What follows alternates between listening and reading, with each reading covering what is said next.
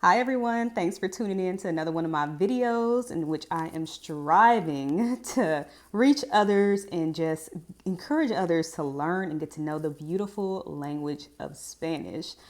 If this is your first time watching my videos and you're trying to learn the language, please be advised that I am not a teacher whatsoever. I'm only a person who loves the language, who's been studying on my own without going to school, only with the use of applications, books, and YouTube.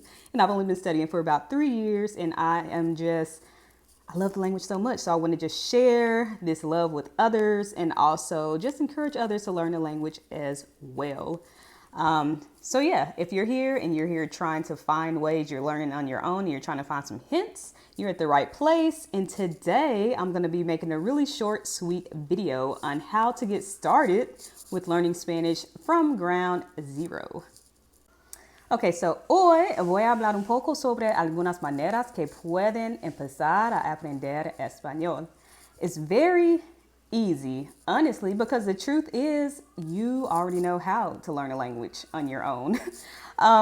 Because hence you already speak English, right? So the secret of learning a language is actually right in front of our faces. You have to ask yourself, how do we learn English from a child? How do we teach others, or how do we teach other children how to learn English as well? So once you answer that question, it's actually pretty simple, the ways that you can learn a language, actually and truly. But first, I want to share a few myths with you, things that aren't necessarily true that I learned along my journey with learning Spanish. The first thing is you have to travel to another country in order to learn a language. Not true. I've been to Japan, but as far as a Spanish speaking country, I have never been to before in my life. I would like to go, but I haven't been. But yet I still learned the language on my own. There's other ways, wonderful ways that you can still connect with people, other natives that are learning that speak Spanish, that it's their native tongue. And come on, we live in the United States of America. There's tons of people here that speak Spanish already. So it's not necessarily true that you have to go to another country to learn a language. Myth number 2, you have to go to college, you have to go to school and invest money and spend thousands of dollars in order to learn a language. Not true. Of course, a lot of us have taken a foreign language class in high school that was very basic and just taught us like the basic stuff that we needed to know for the language, whatever we were taking, whether it was Spanish or French. But honestly, we never figured that we were going to ever need it. We just did it because we had to do it to graduate, right? Other than that, you don't have to go to college to learn a language. I did not major in Spanish. I don't plan on majoring in Spanish. I never took any classes, any certification courses. I did it all on my own, completely for free. So that is also a myth. Myth number 3, you can learn a language in 3 months. That is so not true. I don't know, unless, some people might do it. Maybe they have their brain is different, but they have a lot of promotional material out there that says learn a language in 3 months, learn a language in 1 week. So false. Learning a language is a continuous process. And even if you do pick up a large amount of vocabulary to learn a language, you're still going to need more time to learn the language, honestly. It's impossible to possibly learn everything, unless you're a robot, in 3 months. And finally, myth number 4, I'm too old to learn a language. This is something I should have done when I was little. False. You can learn a language at any age. I have a meetup group here in South Carolina, and there's ladies in my meetup group that I've had that came interested in learning a language that's in their 60s, in their 70s, that just wants to start learning the language, and they are doing a very good job at it. So it is a myth.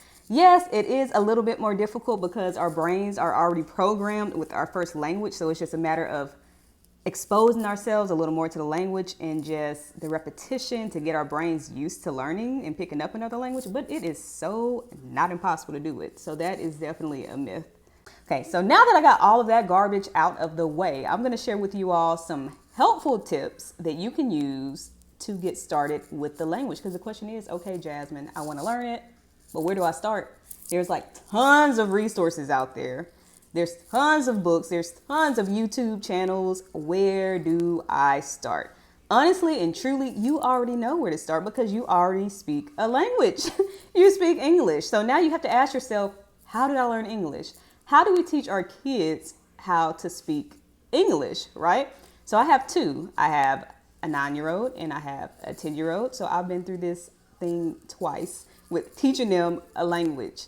And I can say from my personal experience with learning Spanish, with teaching my kids how to speak, and with previously in the past trying to take on the language of Japanese, the most important thing to start with is greetings, right? Because if you run into somebody that speaks another language, you at least want to know how to say hi, goodbye, and how are you, right? So hi, goodbye, and how are you, which is, we see that a lot when we see kids, when we observe kids. That's like, if they can't say anything else, they know how to say hi and bye. So that would be a wonderful place to start when you are studying a language. Is greetings is something that I highly recommend. Something else that I recommend for you to start off with, once again, what else do we teach our kids at a very young age before they start speaking full sentences, is the alphabet. It's very important to know the alphabet in the language that you're learning, because that is how you're going to know how things are pronounced, right? So, of course, the Spanish alphabet is similar to English, but the pronunciation is a little bit different, which is why I feel like it's very important to familiarize yourself with the alphabet. Next is numbers. That's something else we teach our kids: how to count, how to say your ABCs, and how to count.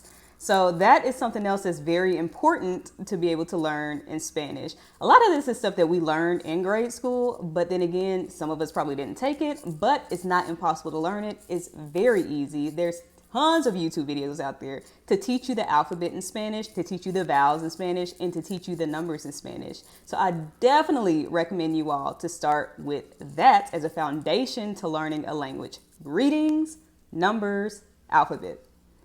So now we ask ourselves, how else did we learn English? How else do we teach our kids English? How else are we exposing our kids to the language? Repetition. We all know that before we could even speak, we would sing songs and we would have no idea what we were singing, right? But we would imitate it, right?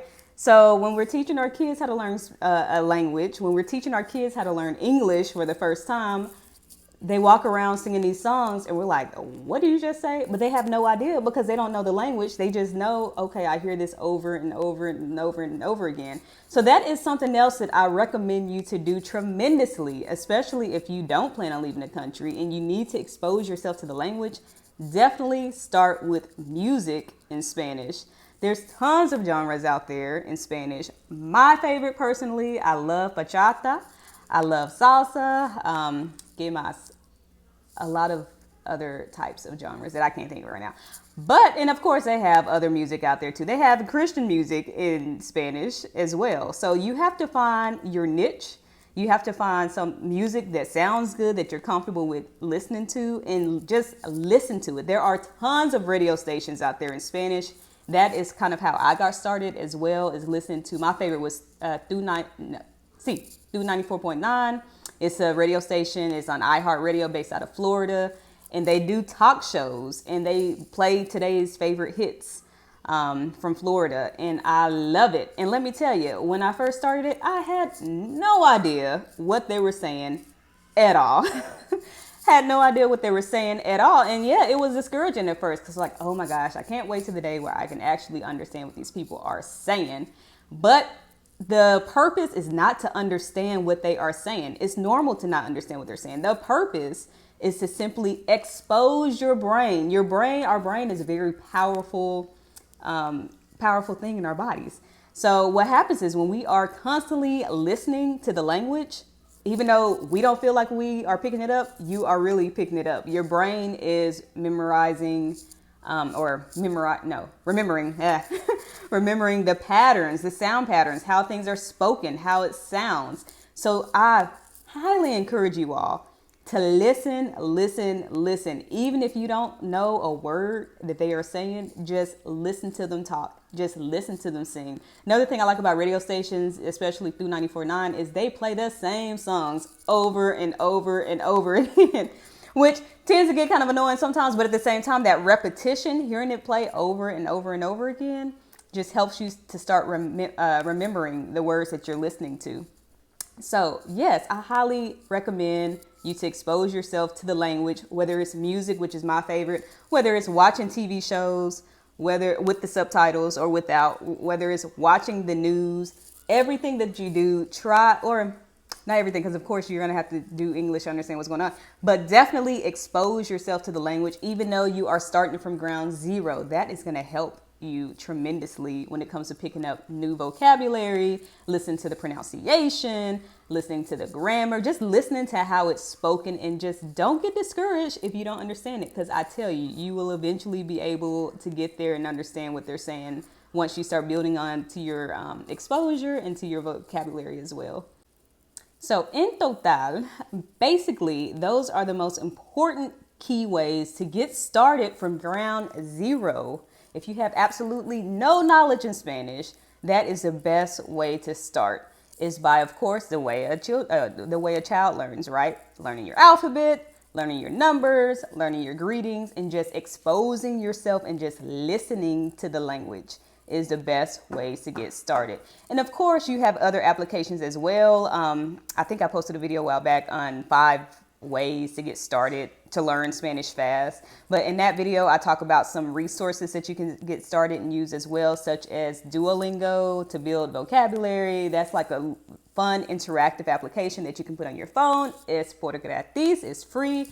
And basically it has like greetings. It talks about greetings, how to say hello, how to say goodbye, how are you doing, where something is, just little stuff like that. So if you are a beginner, I highly recommend you to like start with the application as that as well. It's very helpful to build on vocabulary, especially if you're new to the language. So yes, most definitely applications such as that to help you learn your alphabet, your numbers, basic greetings, and just most importantly, just expose yourself to the language with just listening every day. So yeah, this is just, it's not a total list of stuff. Of course, eventually I'm going to come out with more helpful videos, ways to learn, how to learn with music, how to learn with books, and just expand on to that as well. But this video is just basically to just put the foundation on how you can get started from ground zero with learning the language.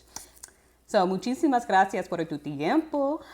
Y sí, espero que disfruten este video. En el futuro voy a hacer un poco más para ayudarles con este desafío, con aprendiendo un idioma, especialmente el idioma de español. Así que sí, espero que tengan un buen día y hasta la próxima.